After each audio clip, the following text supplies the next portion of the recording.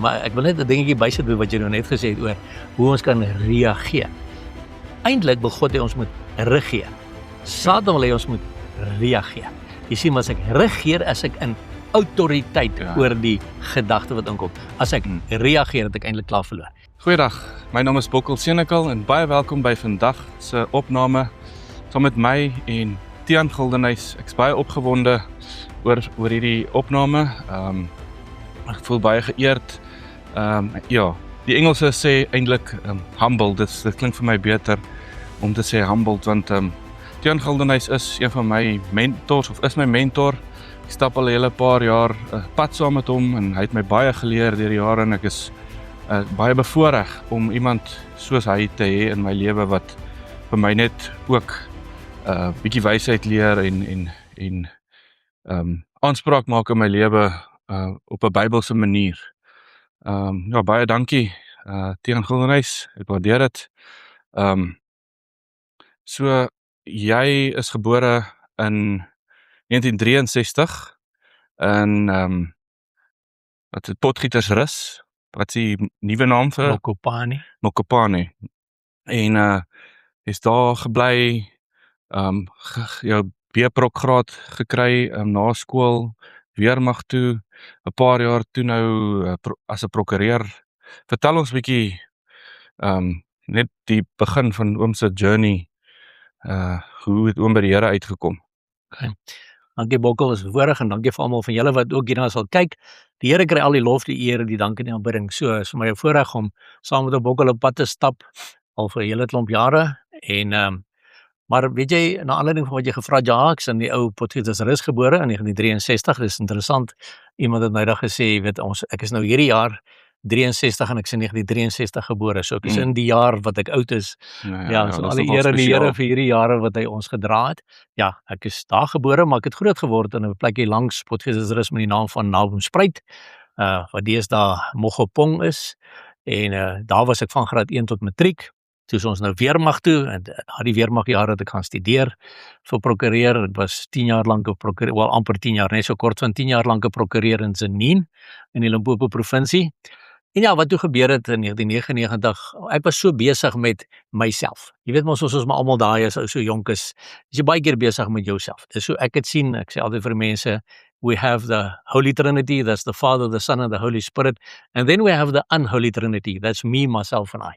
Nou ek was vir 36 jaar van my lewe tot en met 27 jaar terug. Bokkel was ek maar baie sterk besig met me, myself and I. En wat toe gebeur, toe besluit my boekhouster op daai stadium, sy hou meer van my geld as wat ek as prokureur daarvan gehou het. Toe vat sy van self 'n klompie, en as gevolg daarvan is ek van die rol geskraap as prokureur, ek is bankrot verklaar, en in dieselfde dorp waar ek met 'n Mercedes gery het, baie vol van myself, het ek met my voete leer loop.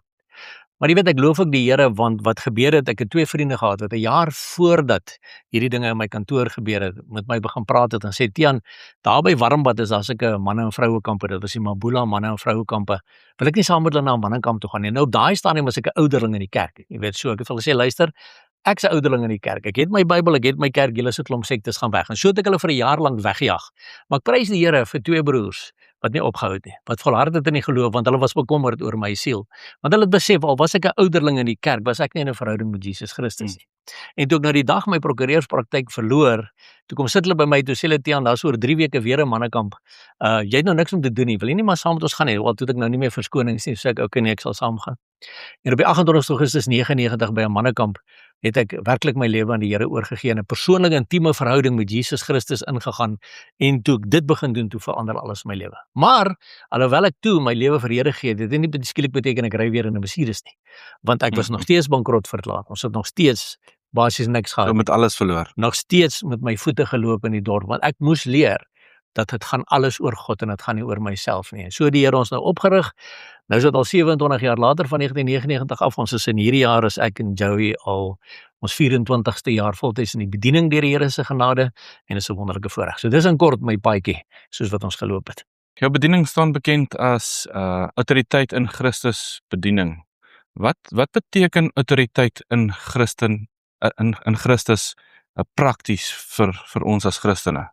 Weet jy, Bokkel, toe die Here eerste keer dit vir my gesê het, toe hy nou my begin intrek in die bediening, en dit was einde 2002, toe hy gesê het, ons moet hierdie goed begin doen, toe sê hy vir my, en jy noem dit autoriteit in Christus bedieninge. Want hy sê vir my, Tiaan, want my kinders moet weer leer wat is hulle eie autoriteit in Christus. Want as ek 'n kind van die Here is, en die Bybel sê ek lewe nie meer nie, maar Christus leef in my, dan het ek autoriteit wat ek by hom kry, om die aanslae van die vyand te weerstaan. En ek het ervaar in my hart dat die Heilige Gees vir my sê, gaan leer my kinders weer, wat is hulle autoriteit in Christus? Want hulle het hulle autoriteit weggegee. Ons het ons autoriteit, het sy vir die dominee gegee, of vir die ouderling, of iemand anderste.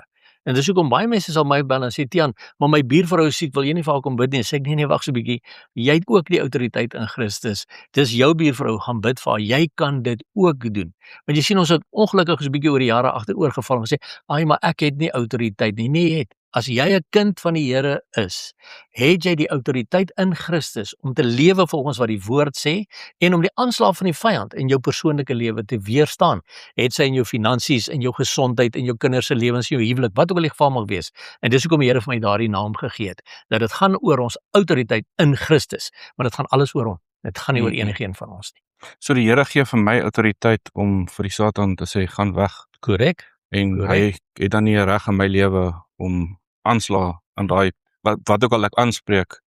Onthou, dit hang nou net af of jy weer vir hom plek gegee het. Ons sal net nou ook weer daaroor gesels. Oor baie keer gee ons vir die duiwel plek, terwyl die Bybel sê, gee aan die duiwel geen plek nie. Maar ja, as ek weet ek het gedeel met die betrokke probleme in my lewe, het ek die autoriteit in Christus om te sê, Satan, in die naam van Jesus Christus, gaan uit my gedagtes uit, gaan uit my lewe uit. Dis wat Jakobus 4 vers 7 vir ons sê.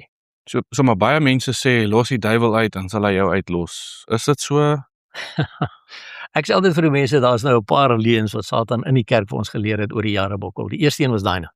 Los die duiwel en dan gaan hy jou uitlos. Nou, dis nie waar nie.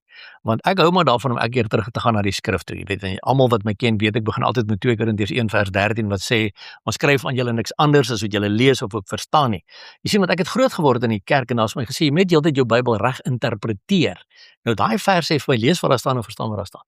En dan uit die aard van die saak moet ek begin doen wat daar staan. Nou ja, as ons nou teruggaan. Ekskuus, daai vers wat jy nou genoem het, hy moet verander so al van die nuwe vertaling. Ja, dis hoekom ek weer eens, ek bly by die 1933-53 vertaling van die Bybel. Ek het ook 'n hele lesing op YouTube waar die mense kan gaan kyk oor waarom verskil die Bybelvertalings. Want in die 1983 vertaling is daai vers verander om te sê, ons hoop net dat julle ons eendag heeltemal sal verstaan. Terwyl my Bybel sê, ons kan lees wat daar staan, verstaan wat daar staan, ons kan dit tot die einde toe verstaan. So ons kan dit nou al verstaan en dit tot die einde toe verstaan. Maar dis hoe die vyand met die nuwe Bybelvertalings ook baie verdraaiings ingebring het. Maar om nou terug te kom na los die duiwel en dan gaan jy uitlos. Jy weet, die Here het al in Genesis 4 vers 7 het hy vir Kain gesê, Kain, die sonde lê en loer vir jou voor die deur en sy begeerte is na jou, maar jy moet daaroor heers. Okay, so net in daai vers gaan die duiwel jou uitlos? Nee, hy lê voor die deur en loer en hy is op soek na jou. En die tweede vers wat daarmee saamloop is 1 Petrus 5 vers 8 en 9 wat sê, wees nugter en waaksaam, want julle teestander die duiwel loop rond soos 'n brullende leeu en hy soek wie hy kan verslind. So, daai ding van los die duiwel uit en hy gaan jou los, is bloot net nie waar nie. Dis 'n leuen wat die duiwel selfs in ons kerke ingebring het, om mense te keer om teen hom op te staan in hulle autoriteit in Christus wat hulle ook het. So ons het maar net eintlik, kinders van die Here het maar vandag eintlik maar net agteroor gaan sit en die duiwel is 'n leeu wat ons uitmekaar uitskeer. En dit is hoekom die wêreld lyk soos wat dit lyk. Presies, Bokkel, en dan is die probleem, wat nou gebeur is, nou kom skeer die duiwel ons uitmekaar uit, en weet jy wie kry dan die skuld? God. Want dan sê die mense, o ja, maar is nou nie die duiwel nie, weet, so dis seker die Here wat my nou straf, is seker die Here wat my nou iets wil leer. Ja, ons moet verstaan daar's 'n vyand. Weet, ons was in die weermag baie jare terug, en die weermag het ons 3 goed geleer. Die eerste ene was, ken jou vyand, die tweede ene was, ken jou wapen, en die derde ene was, voer die bevelvoerder se opdrag tot op die letter toe uit of jy's dood. Nou soos in 'n geestelike oorlog. Efesiërs 6 vers 12 sê, ons worstelstryd is nie teen vlees en bloed nie, maar teen die bose geeste in die lig. So, nou ken ek nie my vyand nie, want nie los die duiwel uit, dan gaan hy jou uitlos. Punt 2, jy weet, nou moet ek my wapen ken. Wat is dit? Die swaard van die gees, die woord van God. Ja. En 'n vriend van my se ouma het vir hom gesê, jonge, jy moet nie te veel Bybel lees nie, gaan mal word. So ons ken ook nie ons wapens nie. En punt 3, voer die bevelvoerder se opdragte tot op die letter uit of jy is dood. Wie is hy? Generaal Jesus. Nou sê Generaal Jesus vir ons, wat noem jy my Here, Here, en jy doen nie wat ek sê nie. Jy sien, so nou doen ons ook nie wat die generaal gesê het nie. Nou word ons aan flardes geskiet deur die vyand. En wat doen ons dan? Dan gee ons vir God die skuld. Ja, die Here straf my. Nee, ons moet ons vyand ken, ons moet weet wat ons wapen sê, en ons moet doen wat ons bevelvoerder sê. Jakobus 4 vers 7. Korrek. Ja, onderwerp jou aan God, staan die duiwel teen, hy sal van jou wegvlug. En Presies, so baie mense doen dit glad nie. presies.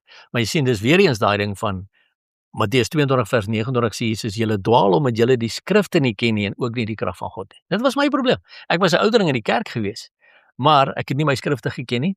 En omdat ek nie my skrifte geken het nie, het ek nie die krag van God geken nie. Maar hoekom het ek nie my skrifte geken nie? Want ek was nie in 'n persoonlike intieme verhouding met Jesus Christus nie. En eers toe ek Jesus Christus persoonlik ontmoet het by daai mannekamp en self my Bybel begin lees het, vir hom gevra het om my te vervul met sy Heilige Gees en die woord vir my oop te breek deur sy Heilige Gees, het ek die krag van God in my persoonlike lewe leer ken. En daai goed, Jakobus 4 vers 7, onderwerp jou aan God, weerstaan die duiwel, hy sal van jou wegvlug. Dit begin toepas, toe werk dit. Ja, dis 'n groot probleem wat ek al ook agtergekom het van baie Christene, is dat hulle die woord gaan soek by ander mense, in plaas van om die woord self te vat en self te begin lees. Dis asof die oogklappe dan begin afval en sien, maar joh, hier is wat ek moet doen. En dan, wanneer jy dit begin doen, kry jy regtig deurbrake. En ek wil regtig vir mense encourage om dit te gaan doen. Tel jou Bybel op, gaan stof hom af, daar waar hy lê op jou bedkassie of op jou boekrak, en begin hom self lees. Korrek. Ja, dis net so, ek wil net bysê by dit, jou hele punt is hier, dat die vyand probeer ons op 'n punt kry om op mense te vertrou. Jy weet nou, Jeremia 17 vers 5 en 6 sê die Here, vervloek is die man wat op die mens vertrou en vlees sy arm maak, terwyl sy hart van die Here afwyk.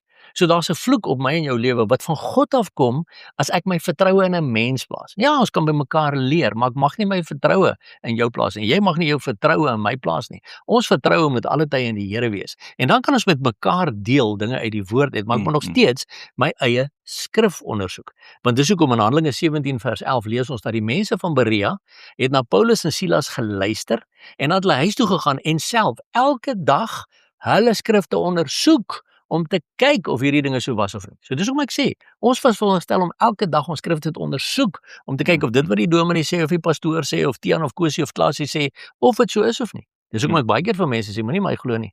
Gaan lees jou eie Bybel. Jy kan hoor wat ek vir jou sê, maar gaan ondersoek dan jou eie skrifte, dat jy kan sien dis wat dit, want onthou nou, toe Satan vir Jesus versoek het Jesus elke keer gesê, Satan, dit is geskrywe, daar is geskrywe, daar is geskrywe. Ja. So Jesus skiet met die koels van die woord. So as ek nie my woord ken nie, gaan ek nie kan skiet op die vyand, en hy gaan vir my op flarde skiet. Dis nogals, een ding wat ek by jou geleer het oor die jare is, juist daai van Jesus wat die woord, die duiwel aangespreek het met die woord, en as ons hierdie woord ken, met byvoorbeeld in ons finansies nie, hoe gaan ons weet om die duiwel aan te spreek wanneer hy ons finansies aanval, of wanneer hy my huwelik aanval? Dis belangrik om die woord te ken, sodat jy die duiwel kan aanspreek in daai situasies. Korrek. So wat is jou siening van moenie die duiwel agter elke bos gaan soek nie?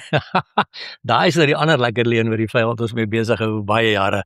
Want ons sal altyd sê, nee, moenie die duiwel agter elke bos soek nie. Sê nee, ons moet nou mooi weer eens, kom ons gaan skrif toe. 1 Johannes 5 vers 19 sê, die hele wêreld lê in die mag van die bose.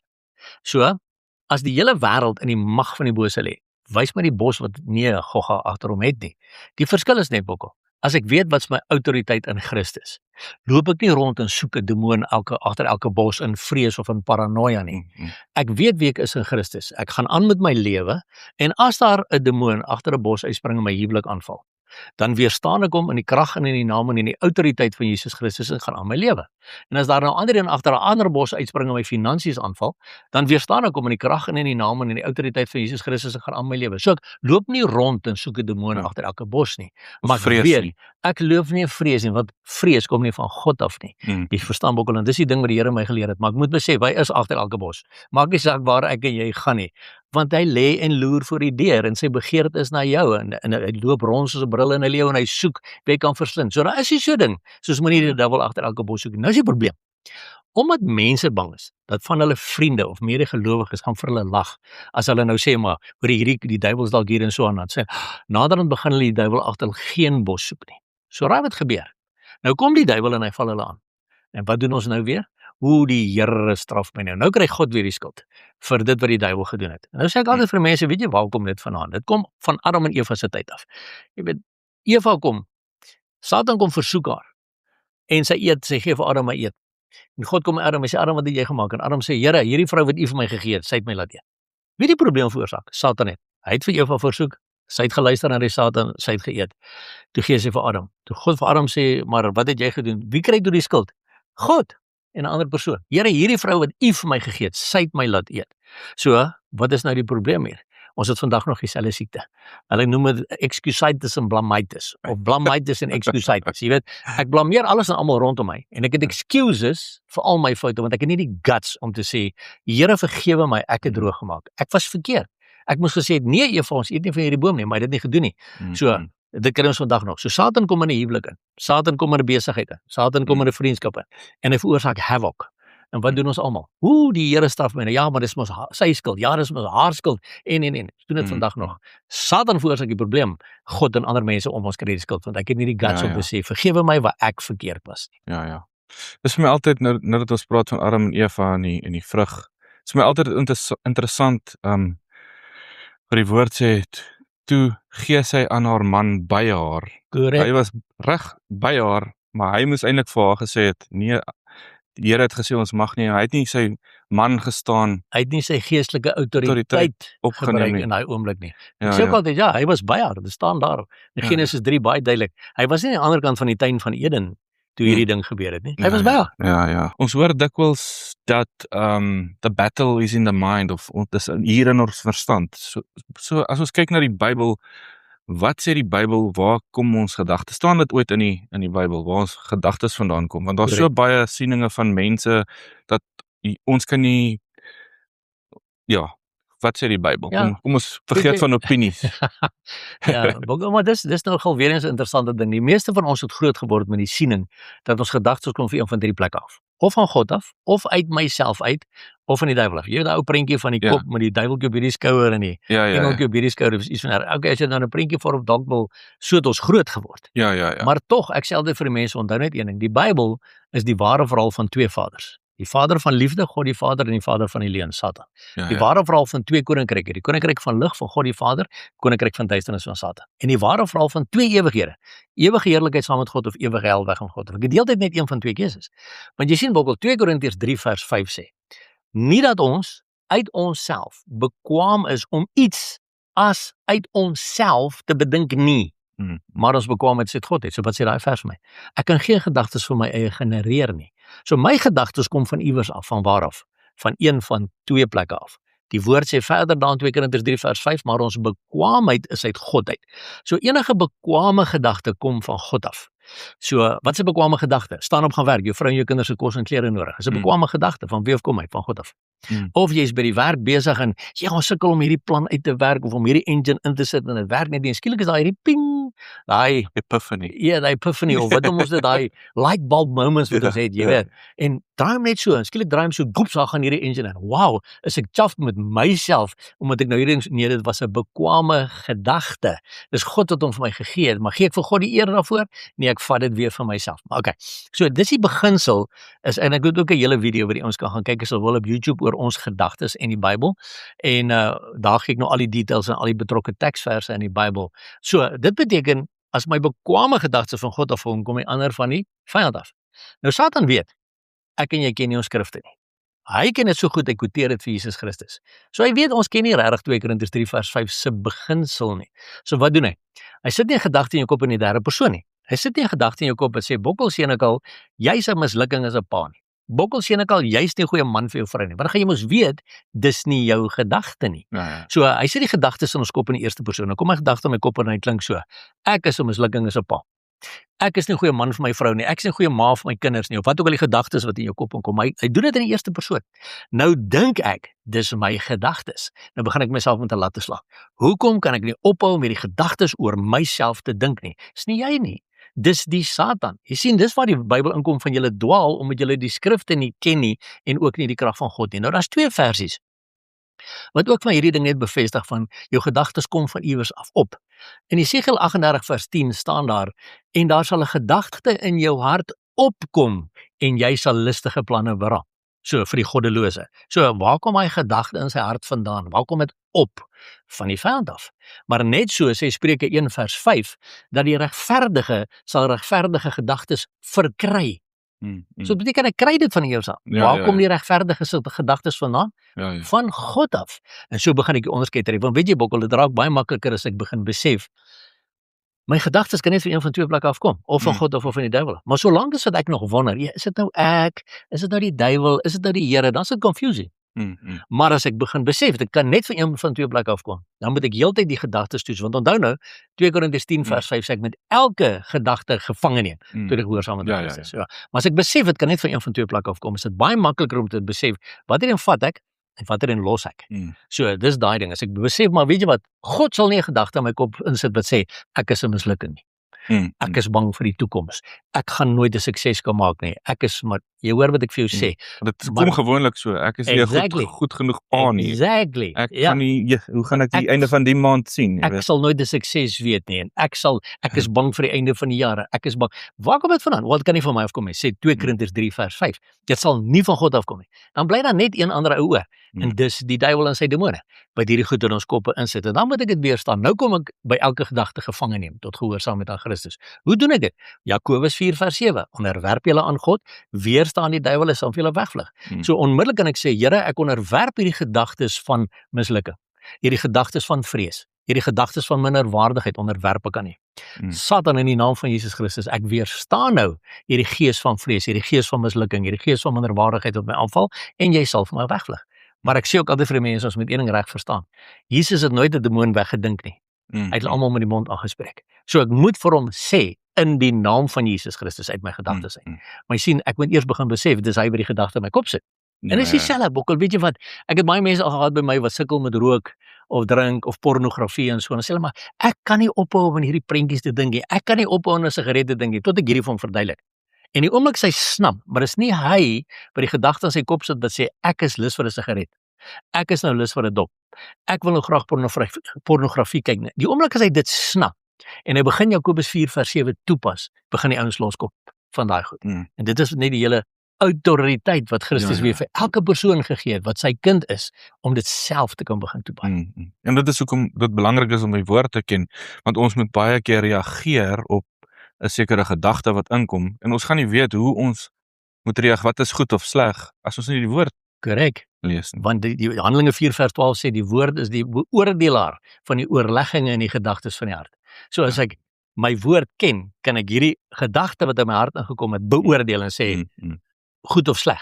Dis waar dit gaan. Maar ek wil net 'n dingetjie bysit by wat jy nou net gesê het oor hoe ons kan reageer. Eintlik wil God hê ons moet regeer.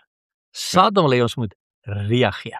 Jy sien, maar as ek regeer, as ek in autoriteit oor die gedagte wat inkom. As ek reageer, het ek eintlik klaar verloor. Dan val ek half agteroor. Ja, ek is nie goed genoeg nie, wat ook al. Nee, as ek regeer, as ek autoriteit om, as ek nee, ek onderwerp hierdie gedagte aan God, ek weerstaan die duiwel, hy sal vir my wegvlug in Jesus. Net ons praat van gedagtes en waar kom skuldgevoelens vandaan? Definitief nooit van die Here af nie. Jy sien, en ek sê dit baie keer vir mense, en jy wat al kyk, moet ook dit net besef. Die Bybel sê Satan is die aanklaer van die broers. So skuldgevoelens beteken ek voel skuldig. So ek voel aangekla. So wie is die aanklaer van die broers? Weer eens volgens die skrif, Satan is, nie die Heilige Gees nie. Ek hoor baie keer mense sê vir my, o, die Heilige Gees kla my aan. Sê ek nee, ek is jammer, jy's nie nou in die skrif nie. Die skrif sê die Satan is die aanklaer van die broers. Nou wat doen die Heilige Gees? Johannes 16 vers 8 sê, die Heilige Gees oortuig van sonde, geregtigheid en oordeel. En hoe werk die oortuiging van die Heilige Gees? Hy stil sagte stemmetjie hier binnekant wat ons almal mee groot geword het, wat ons in baie gevalle ons gewete genoem het, dis die Heilige Gees se stemmetjie gewees nog al die jare. Nou hy sê vir jou, jy weet dis verkeerd, moenie dit doen nie. Hou op. Maar wat het ons oor die jare begin doen? Ons het daai stemmetjie doodgedruk en ons het dit gaan doen. En dan het ons pak slag gekry. So al wat weer begin gebeur het, ek het daai onderskeid begin tref om te besef, maar daai stil sagte stemmetjie lei my op die regte pad. So die Heilige Gees oortuig jy vir jou te sê, my kind, jy weet dis verkeerd, hou op. My kind, jy weet daai onvergifnis is verkeerd, vergewe haar.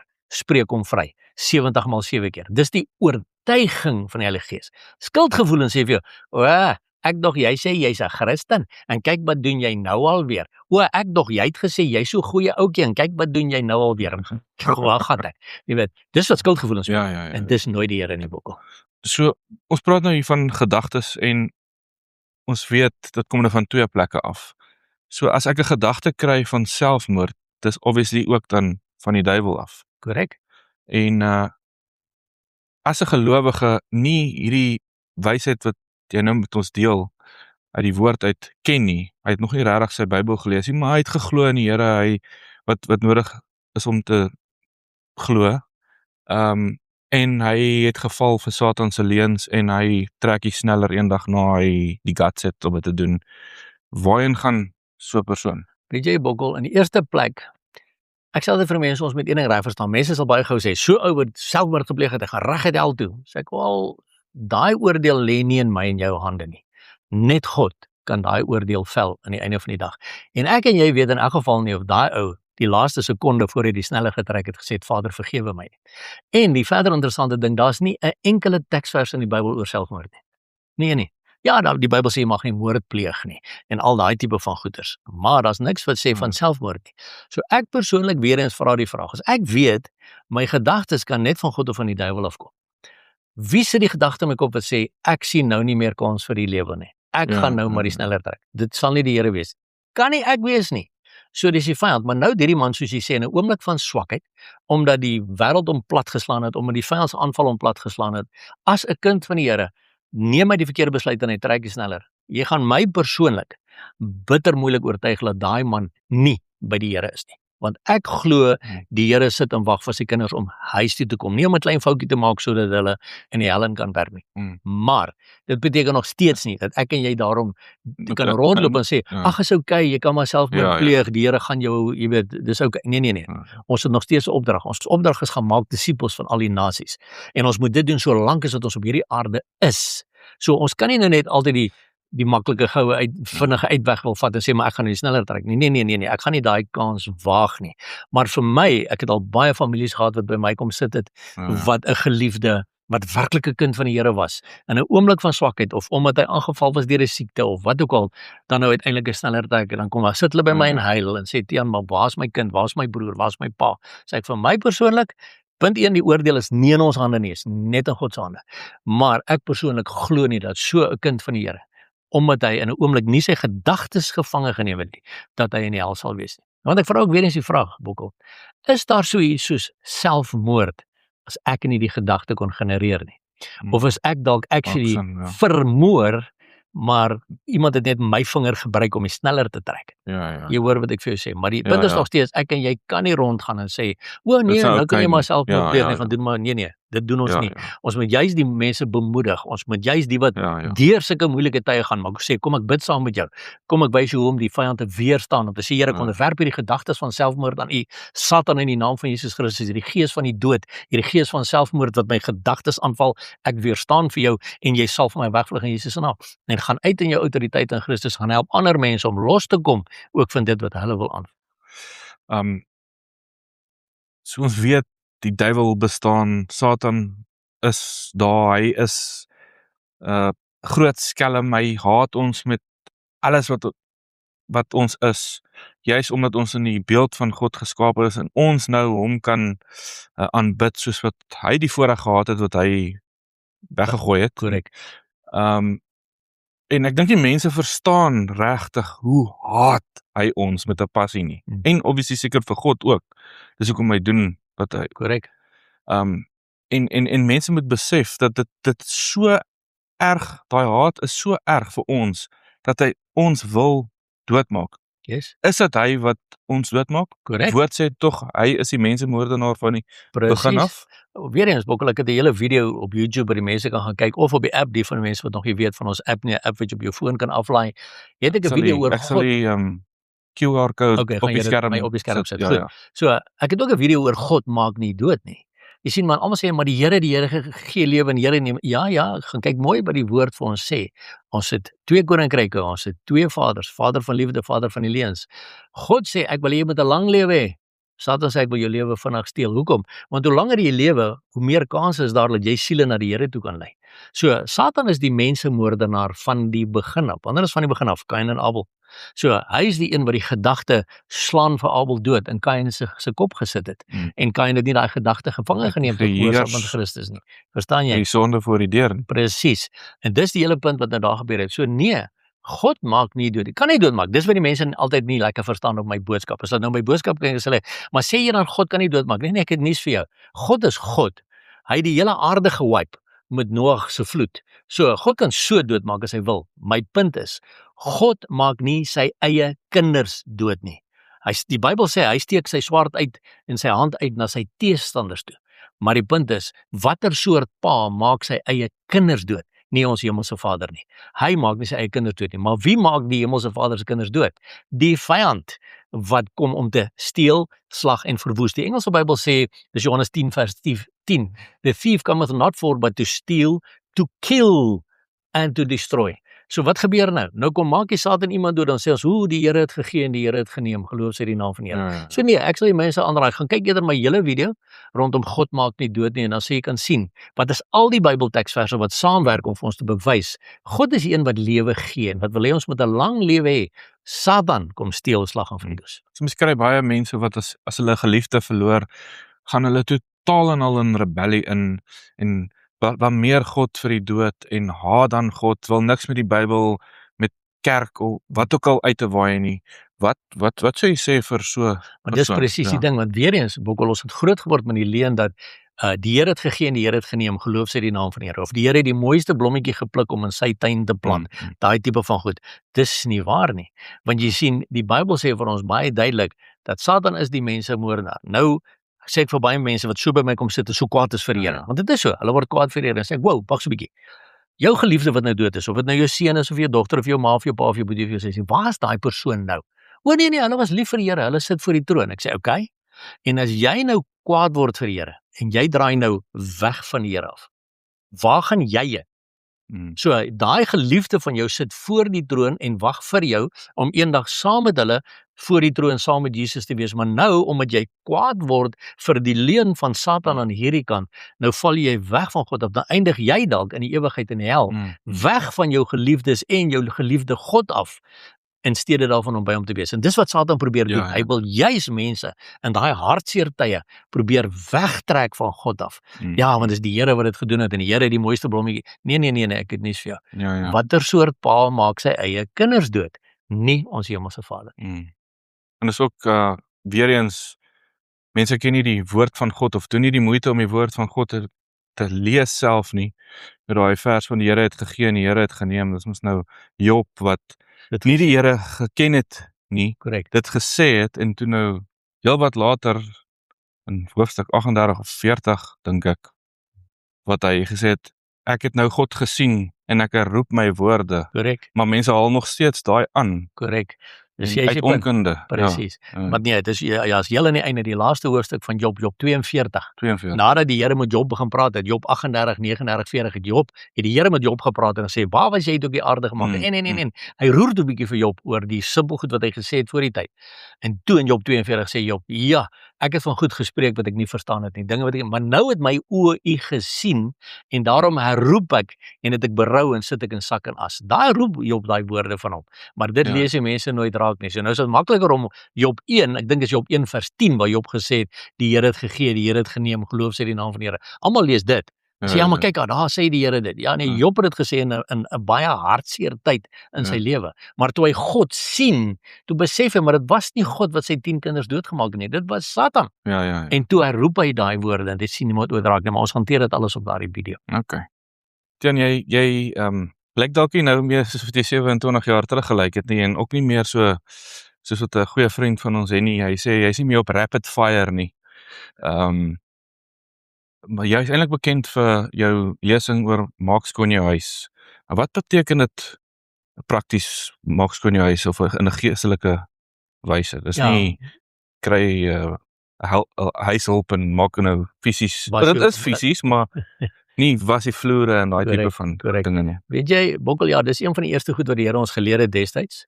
Toe ons juist begin bid het, toe die Here vir ons geleer het van ons autoriteit in Christus, en hy het ons in mense se huise begin invat, om vir mense te gaan bid, waar daar siektes was, waar daar moeilikhede was, en dis meer.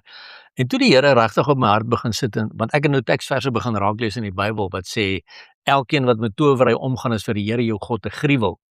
Maar, toe begin ek kyk, maar in hierdie huis hang daar 'n witchcraft symbool, of daar hang een of ander towervloekwoord of iets van die aard. En toe die Here vir my begin sê, wat sê my woord en wat sien jy daar teen die muur aan?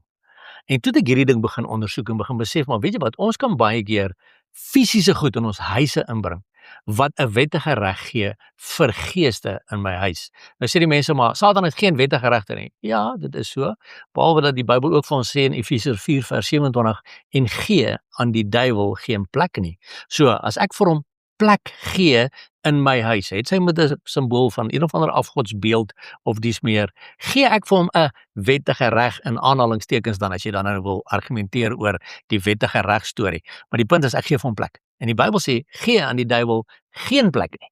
So nou gee ek vir my sitkamer, want daar staan 'n Boeddha beeld. Of ek gee vir my slaapkamer, want daar hang 'n dreamcatcher.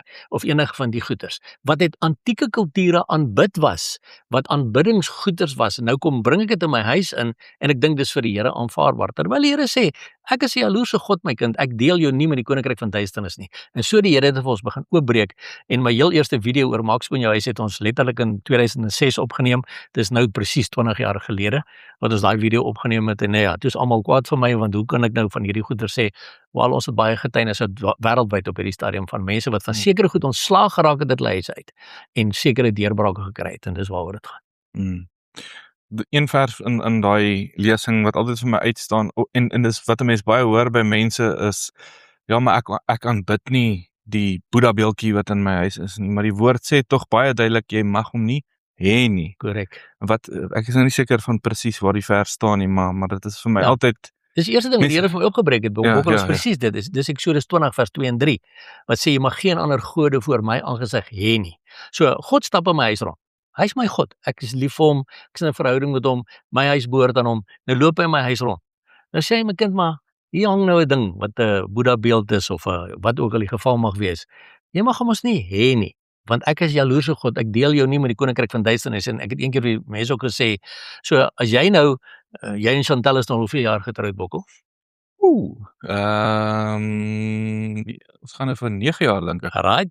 So, nou kom jy op Facebook, op jou ou girlfriend af, wat jy 10 en 'n half jaar terug mee uitgegaan het. Nou kom jy by Chantal, en sê jy vir Chantal, ek het op Facebook nou hierdie ou fotootjie van Sunny gesien, met wie ek uitgegaan het 10 jaar terug. Weet jy wat, ek gaan nou 'n foto maak van ou Sunny, en dan gaan ek haar in ons slaapkamer kom ophang, net om vir jou te wys, ek het jou bo kan Sunny gekies, my vrou, ek is lief vir jou. Dink jy Chantal gaan dit toelaat? Nooit. So, maar dis dieselfde beginsel. Jy weet, ons kom hang prentjies van die duiwel, goed, wat aan die koninkryk van duisternis behoort, in ons huise op, en dan dink ons, God sal nie mind nie, God sal nie omgee nie, terwyl hy sê, ek sê jaloerse God, ek deel jou nie met die koninkryk van duisternis nie, my kind. En dis wat ons moet besef. Satan wil so graag op daai manier inkom, en mense sê baie keer vir my, Matiaan, hoe werk die beginsel? Want hierdie ou fisiese beeld kan my niks maak nie. Jy is heeltemal reg. Die Bybel sê 2 keer, daar is geen gees in 'n beeld nie. So daai stuk beeld, as dit nou 'n Boeddha beeld is, almal, dis nou 'n redelike obvious een, nou 'n Boeddha beeld, ek gaan niks sien kan doen nie, behalwe as ek jou oor die kop slaan met hom, gaan jy seer kry, maar verder staan hy daar op my mantelpiece, maar die punt is, wat hulle nie verstaan nie, daai ding gee 'n link in die gees, na 'n demoon om te sê, maar daar's my wettige reg, en sê dan so werk dit, toe vra ek eendag vir Here, Here, nou verduidelik dit vir my, want baie mense sê, maar daai Boeddha beeld kan my niks maak nie, toe verduidelik Here dit, met daai stil sagte stemmetjie in my binnekant, so sê hy, Tiaan, in jou tyd as prokureur, het jy baie huurkontrakte vir mense opgestel. So ek kom by jou, ek sê vir jou, Bokkel, ek sien jy het 'n kamertjie hier buitekant wat jy nie gebruik nie. Ek wil by jou huur, ek wil 'n kantoortjie daar oopmaak. Jy sê nee, is reg, maar ons teken eers 'n huurkontrak. So nou teken ons daar, ek kan daai kamer by jou huur vir 5 jaar lank, R100 'n maand. Nou teken ons huurkontrak, ek berg my huurkontrak. 3 jaar later kom jy by my en sê vir my, Tiaan, ek soek daai kantoortjie terug, ek wil hom nou self gebruik, en sê ek, sorry Bokkel, jy het vir my vir 5 jaar lank 'n wettige reg hier gegee. Jy kan my nie hier uitsit nie, al is jy die eienaar. En die Here sê in sy styl sagte stemmetjie vir my, Tiaan, dit werk op dieselfde beginsel. As ek 'n simbool uit die koninkryk van duisternis iewers in my huis het, al is dit op 'n T-shirt wat ek dra, al is dit in 'n skildery teen my muur, al is dit 'n ding wat op my mantelpiece staan, gee dit plek vir 'n demoon van Satan om net hier rond hang. Hy sien daai beeld nie, daai beeldjie staan nou daar op die mantelpiece. Maar hy hang nou hier rond. Weet jy wat doen hy nou? Nou val hy jou huwelik aan. Dan hang hy hier rond. Dan val hy jou finansies aan. Nou hang hy hier rond. Val hy jou kind aan met nagmerries. Nou hang hy hier rond. Nou gaan die Here na die ding toe en hy sê, of nee, ekskuus, jy gaan eers na die Here toe en jy sê, ag Here, wat gaan in my huis aan? Vat asseblief enigiets weg wat nie hoor nie. Nou sê die Here vir die ding, hey, vat jy goed, gaan dit my kind sê, dan sê die ding vir God. Hy sê, sorry Here, selfs u mag my nie hier wegjaag nie, want u woord sê aan hom, gee aan die duiwel geen plek nie. Hy het vir my plek gegee, daar's my huurkontrak op die mantelpiece. En die Here sê, dis dit, want onthou ons moet een ding besef, die Bybel sê, God gaan nie teen sy eie woord nie. As sy woord sê, jy mag nie vir die duiwel plek gee nie, en jy gee vir die duiwel plek, gaan hy dit nie namens jou uitkanselleer nie. Jy moet dit voor God bely en van die ding ontslaa raak. Dis dieselfde. Jy weet, toe Eva weer eens haar hand na die vrug toe uitsteek, kon God sekerlik haar hand weggeklap het.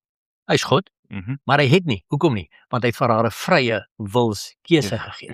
Nou net so, gee jou vrye wilskeuse, gaan jy daai afgodsbeeld in jou huis toelaat of nie? Hy gaan nie namens jou hom weggooi nie. Jy moet die keuse maak. Maar dis hoe ons vir die vyand plek gee deur al hierdie verskillende simbole. Nou sê baie mense by Matian, regverdig. Hy moet doen wat sy woord sê. Presies. Hy gaan nie teen homself nie. Hy sê teen homself verdeel nie. Nou sê baie mense by Matian, kan hierdie beeldjie sê armoede veroorsaak en kan hierdie beeldjie vrees veroorsaak en kan hierdie beeldjie dit veroorsaak? Sê ek nee. Enige simbool uit die koninkryk van duisternis kan aanvalle inbring op my huis uit 4 rigtings uit. Op my huwelik, my finansies, my gesondheid, my ouer-kind verhoudings. Dis die 4 goed wat Satan te alle tye. So ek gaan nie vir jou sê 'n Boeddha beeld gaan siekte veroorsaak of wat ek wel vir jou kan sê, wat ons nogal baie gekry het dwars oor die jare, en dis interessant hoe hy hom elke keer herhaal het. Waar daar seentjies was wat vreesbevange was in die nag, wat hulle beddens nat gepiepie het en sulke goeders. In 90% van die gevalle as ons ingegaan het in hy huis, dan hy seentjies of Spider-Man kostuumpies gedra, wat hy mee geswem het, of hy het 'n Spider-Man onderbroekie gehad, of hy die Spider-Man mask gedra, en die Spider-Man kleertjies gedra, en die Spider-Man ons daai het ons oor en oor en oor gekry. Dan sê ons vir die mense, okay, jy hoef ons nie te glo nie. Raak ons slaaf van hierdie Spider-Man goed, dan kyk jy net wat gebeur. Dan raak die mense wat ons laat, dan hou die kind se nagmerries op, hy maak nie meer sy bed nat nie. Daai was een wat ons nogal regtig direk kon link in baie gevalle oor die jare met bednat maak by seentjies, want almal dit was Spider-Man. Want onthou, Bokkel, ons moet een ding reg verstaan. 1 Timoteus 4 vers 7 en 8 sê, verwerp alle onheilige en oudwyse fabels. Ek het ook 'n hele video oor wat is 'n fabel, en waar die Here sê, so verwerp dit en oefen jou in die godsaligheid. Nou, wat is 'n fabel? 'n Fabel is iets wat God nie gemaak het nie. Dis 'n opsetlike leuen. So het God 'n half mens, half spinnekop gemaak? Nee. So waar kom dit vandaan? Van die Satan af, want Satan is die vader van die leuns. En nou laat ons die leuns in ons huise toe, en ons laat ons kinders met dit speel, en dan wonder ons, hoekom kry my kind nagmerries? Ja, maar dit kan nie die ding wees. Ag man, julle raak nou te oor hierdie goed. Jy sien, dis nou die ander argument wat Satan baie gou teen ons gebruik. Jy raak nou te, maar nou nie so te raak oor hierdie goed. Sê ek, weet jy wat? Daar's een persoon wat eendag sal oordeel of ek te was oor hom of nie, en dit is God. Geen ander mens nie. Want mense wil so graag labeltjies om ons nek hang, Bokkel. Ja. Ek is net bekommerd oor wat God van my sal sê. Dis alwaar ek bekommerd is. Wel, ek onthou, selfs toe ek klein was, het ek 'n He-Man duvet en of kamerstel gehad met die gordyne en daai skedel van, ek kan nie eers onthou wie die karakter was nie, maar dit was in die hele He-Man. Ja, dis die Grayskull. Ja, daai met die pers, ek onthou die pers met die skull. Grayskull, ja. En ek het vir my ma daai tyd gesê, ek was seker 3-4 jaar oud, ek kan nie slaap in my kamer nie as gevolg van hierdie ding, en sy het my net gesê, jy moet gaan slaap, en wou my nie glo nie, maar dit gebeur seker baie, waar die kinders hierdie goeters optel, hulle weet nie regtig wat hulle sien of sê nie, maar dis alles geestelik. Absoluut so, want die hele punt is wat ek vir die mense sê, Bokkel, jy moet besef dat jou kind se gees is oop. Jou kind se gees kom van God af en hy suiwer. Jou kind se gees is op 3, 4, 5 jaar ouderdom nog nie geklatter met teologie, dogmas, redenasies, argumenterings en sulke goeders nie. So, sy gees is oop om hierdie goeders te kan sien. Nou sien kinders die goed in die nag, want Satan kom doen homself voor as 'n engel van die lig. Nou begin jou kind vreesbevange raak. Nou sê hy vir jou, pappa, hier's 'n ding wat vir my kyk in die nag. Sê, ag man, jy verbeel jou. As jy seker goed nie. Weet jy wat begin gebeur, Bokkel? In die eerste plek, daai kind weet wat hy sien. Maar pappa glo my nie, of mamma glo my nie. So wat gebeur? Die verhouding tussen die kind en daai pa, of tussen die kind en die ma begin skade ly, want ek kan nie pappa vertrou, laat pappa my vertrou, laat ek sien regtig die goed, en pappa kom cover my deur te sê, my kind, kom ek bid saam met jou, waar sien jy die ding? Pappa sien hom nie, O, jy sien hom daar in die hoek, so ek sê vir jou in die naam van Jesus Christus, jy wat my kind aanval, wat daar in die hoek sit, wat jy ook al mag wees, ek beveel jou uit my kind se kamer uit. Nou weet jou kind, pappa kom back up my. Pappa glo my en pappa kom staan saam met my. So het ek getuienisse van mense, baie ou dierbare vriende van my van jare terug. Hulle seentjie was 4 jaar oud. En hy het altyd keer gesê, mamma, ek sien sulke groot vet ronde spinnekoppe in my kamer rondbeweeg. En die ma het eendag gesê, my kind, mamma sien hulle regtig nie, maar mamma glo jou. Waar sien jy die spinnekoppe? En hy het gesê, mamma, daar's een op my bed, een teen die muur en ek dink dit was een teen die hoek van die kamer. En sy sê, okay, jy nou, hy is 4 jaar oud, sê jy nou vir daai spinnekoppe in die naam van Jesus Christus gaan weg. Sy sit daar hande op sy skouers, staan net agter hom. En hy sê in die naam van Jesus Christus gaan weg. En sy sê, seun, wat het gebeur? Hy sê, nee mamma, hulle is nog steeds daar, daar's een op die bed, daar's een teen die muur, daar's een. Sy sê, okay, sê dit weer, want die Bybel sê ons moet volhard in die geloof. So sy leer haar 4-jarige seentjie, wat is sy autoriteit in Christus? En hy sê toe weer, in die naam van Jesus Christus gaan hy uit my kamer uit. En hy begin lag. En sy sê vir hom, hoekom lag jy seun? Hy sê, mamma, hulle het nou net ontplof. Al 3 hierdie silwer spinnekoppe is, hulle het net ontplof. Maar jy sien, wat het gebeur? Hy het hulle gesien, sy het hulle nie gesien nie, maar sy het hom geback up. Sy het nie gesê, ag jy verbeel jou, jy weet, dis 'n nonsens, daar bestaan nie sulke goed nie. Sy het geweet, waaroor gaan die geestelike. En daai getuienis gebruik ek baie jare al, oral om vir mense hierdie beginsel te verduidelik. Want ongelukkig as jy nie vir jou kind sê, maar kom pappa bid saam met jou nie, begin hy dink, pappa, dink ek lieg heeltyd, so ek kan nie meer met pappa seker goed deel nie. Later jare het daai kind geen verhouding met sy pa of met sy ma. Uit ervaring oor die jare, wat is 2 dinge, noem sommer net vinnig, wat 2 dinge wat ons in ons huise inbring, wat jy al gesien het, wat ons nie regtig weet, dit is wat ons in ons huis inbring, wat amok maak. Ook die ou grootste ene van almal, en daaroor het ek 'n hele video, oor al 2 hierdie goed het ek ook spesifieke aparte video's, is die ou hartjie simbool. Jy weet, wat die almal, dat is so vreeslik, maar dis die simbool van die liefde. Dit is nie. Die hartsimbool was aanbid in die antieke Babylonië en in antieke Egipte en in ander kulture as 'n simbool van eros, van die erotiese seksuele liefde. Dit is nie hoe jou regte hart lyk nie. So almal bring hartjies in hulle huise in, hulle skryf op dit geloof, hoop en liefde en dink dit is lekker, maar skielik is dinge nie reg in hulle huwelike nie, of dinge is nie reg in die bed nie, en hulle wonder wat gaan aan, want hulle het 'n simbool van die erotiese seksuele afgodery in hulle huise ingebring. Dan wonder hulle wat gaan aan. En so het ek al huwelike sien sink, omdat mense gesê, nag man, ek glo nie hierin, hierdie goeters kan my niks doen. Ja, die gees wat saam met dit ingekom het, is geeste van welis, van hoerery, perversie, en dan val huwelike uit mekaar uit, as gevolg van buiteegtelike verhoudings en nies meer, want hulle, nee, wat ek stem nie saam hiermee nie. Wel, dit is so, dis die een. Ja, die ander daar's mos 'n getuienis ook van wat jy het van iemand wat in Nieu-Seeland bly, wat berading gedoen het saam met satanis of 'n heks. Ja. En die heks het gesê sy kon toegang kry in die huis van die as daar een hartjie was. Toe daai As daar hartjie net een hartjie simbool in hy was, want hy het vir haar pertinent gevra. Hoe kom jy in 'n Christenkind van die Here se huis in? As hulle dan nou bid en vir die beskermings toe sê een hartjie. As daar een hartjie simbool daar binne is, kan ek binne inkom en ek kan vloeke oor hulle kom uitspreek en. Dis hoe dit in die gees gebeur. Jy sien, ons verstaan nie die goed nie, ons het nie daarmee groot geword nie, maar die oomblik as jy dit vir mense begin sê ag nee, dit kan nie wees nie, want ek is so lief vir my hartjie simbool, en jy weet, ons dra hoedjies wat sê, I hartjie Jesus, en I hartjie you, en al sulke goeders. Nee, dis 'n afgod simbool daai. Jou regte hart lyk nie so nie. Jy weet, gelukkig deesdae op WhatsApp is daar 'n regte hart. Wat jy vir iemand kan aanstuur as jy wil, hoe jou regte hart lyk. Maar dis die een simbool. Die ander simbool is jou biddende handjies. Die biddende handjies is 'n simbool van armoede. En daaroor het ek ook 'n hele video oor die feit dat as jy hierdie biddende handjies gebeur het, was 2 ou monnike wat eeue gelede, en jy kan dit maar gaan soek, jy kry dit nie regtig in skrif nie, want dis oral traditions wat oorgekom het, van hierdie 2 ou monnike wat bitterarm was. En hulle het vir hulself probeer sorg, en hulle kon dit nou nie reg kry nie. Toe gaan hulle 'n pact, 'n ooreenkoms mekaar aan. Een sit sy hand bo die ander een se hand, en hy sê, okay, arm is ons, arm sal ons doodgaan. En hulle noem dit ook die beerlahandjies, jy weet. En net die oomblik sit vir mense sê, ag, dit kan nie wees, ons bid mos so. Nee, jy sien, daar's weer die probleem. En dit hanteer ek alles op daai video. Christene bid so. Maar die woord sê ons bid met uitgestrekte hande. Die boeddiste bid so, die hindoes bid so, die sataniste bid so, Christene bid so. Jy sien, dis hoekom Satan ook seker maak dat ons in ons kerke te bang is om ons hande op te tel as ons bid, want wat gaan my oupa sê as hy sien ek tel my hande op? Jy sien, kry dit nie verby jou ore nie. Kry dit nie verby jou ore nie, ja. En dis waaroor dit gaan. Satan probeer ons keer om te doen wat die woord sê, om te bid tot die Here. En ek is selfs 'n getuienis gehad. Ek het daai al self gaan soek in die Bybel, soos vir Bereën. hoe moet 'n mens bid? En ek kon nie een vers skryf wat sê, sit jou hande Glad so nie. bymekaar nie. Terwyl Alles so, teksverse Dawid het so gemaak, Exactly. almal. Ek my hande, hef jou Salomo hande het sy op. hande uitgebrei na die hemel toe en Ezra het sy hande uitgebrei na die hemel toe. Jy sien, en dis die ding, en ek het selfs 'n getuienis gekry waar mense weer eens 'n klein 4-jarige dogtertjie wat een keer na 'n lesing van my geluister het, ek hoor hier goed gepraat het. En die klein dogtertjie was altyd in die verlede so gebid het in die kleuterskool gekom en sy juffrou sê kom ons bid, en dan maak sy so. Wat doen die juffrou? Sy slaan die dogtertjie op haar vingers en sy sê, nee, mens bid nie so nie, mens bid so. Maak toe jou handjies.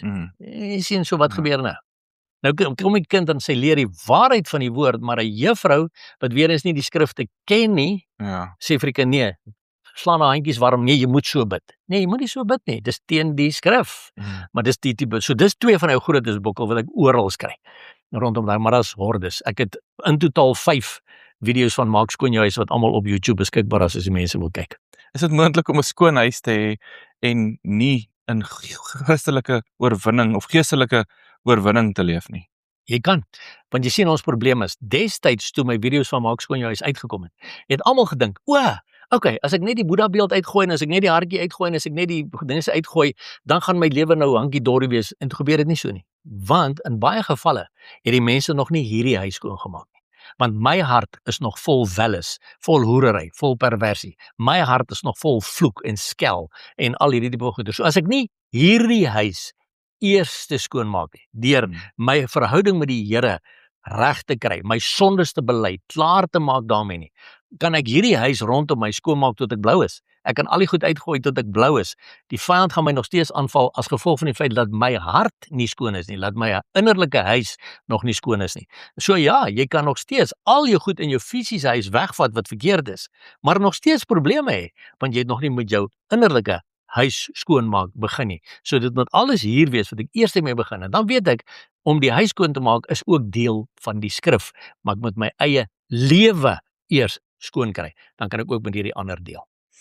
En is daar groot struikelblokke in Christene wat keer dat hulle nie hierdie, wat sal 'n struikelblok wees vir 'n Christen wat keer om nie die goed weg te gooi of te verbrand nie? Wel, 2 goed.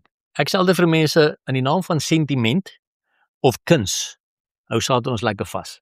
Want jy weet, ouma het hierdie ou dingetjie van my gebrei met haar knekel vingertjies voor sy dood is, en dan sit 'n draak. Die Bybel sê die draak is 'n simbool van Satan. So, ouma dans vir die troon. Sy het regtig nie meer 'n saak met daai ou draakie wat sy vir jou gehekel het of wat ook al het nie. Maar die sentiment wat Satan in my hart plaas, dit kom van ouma af. Maak dat ek dit in my huis los. Nou val die Satan weer eens my huwelik aan of my finansies of my gesondheid of my ouer-kind verhoudings. So dis die een geval. Die ander ding wat hy teen ons gebruik is kuns. Ja, want in die naam van kuns, dis so mooi kunswerk hierdie. Maar meantime is dit 'n gedrog. Dit lyk nie soos goed wat die Here vir iemand gegee het as 'n talent nie, en die mense hou dit in hulle huis, en in die naam van kuns en in die naam van sentiment vang Satan vir ons baie kere ongelukkig vas. Ek sien dit oor en oor.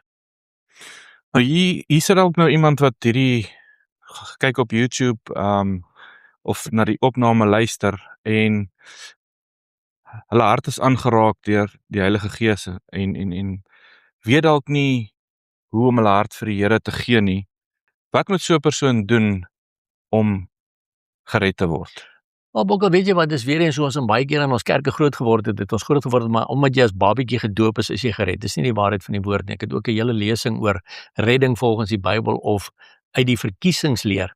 En dit is, Johannes 1:12 sê, aan almal wat hom aangeneem het hy die mag gegee om kinders van God te word. So, dit sê, dis 'n aksie aan my kant. My pa kan dit nie namens my doen nie, my ma kan dit nie namens my doen nie my dominee, my pastoor of enigiemand aanstel nie. Ek moet hom aanneem. So daar kom 'n dag wat ek moet sê, ek neem Jesus aan. Dan kry ek die mag om sy kind te word.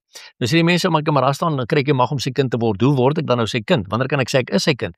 Die volgende stap is Romeine 8:14 wat sê, en die wat deur die Gees van God gelei word, die is kinders van God. So, nadat ek hom aangeneem het, moet ek ook sê, Jesus, maar vervul my, doop my met die Heilige Gees en begin my lei deur die Heilige Gees. Dan kan ek begin sê ek is 'n kind van God, maar daar's nog 'n dingetjie tussenin. Romeine 10:9 en 10 sê, as jy met jou mond die Here Jesus bely en met jou hart glo dat God hom uit die dode opgewek het, sal jy gered word. Want met die mond bely ons tot redding en met die hart glo ons tot geregtigheid.